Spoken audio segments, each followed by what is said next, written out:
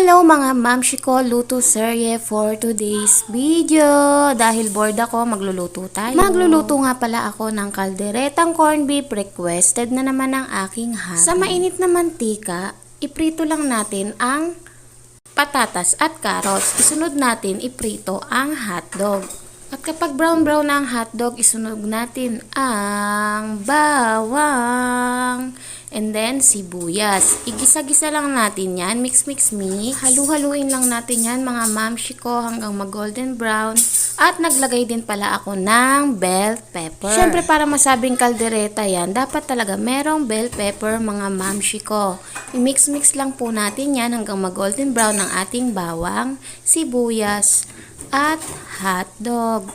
At sinunod ko na rin pala itong corned beef. Kahit anong brand ay pwede yan mga mamshi ko. Any brand ay pwede mga mamshi ko. Lucky 7 nga pala. Ang ginamit ko, yan ay mura lang sa Dali. Diba namili ako nung nakaraan? Mura lang po yan sa Dali mga mamshi ko. Mix-mix lang po natin. At syempre, pwede na po natin yan timplahan. Maglalagay nga pala ako dyan ng magic sarap, paminta, at tomato paste.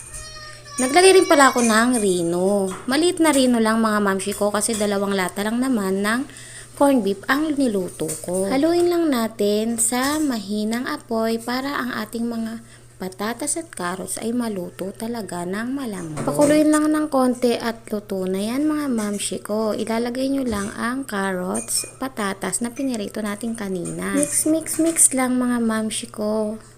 And then, after 3 minutes, luto na yan at kakain na.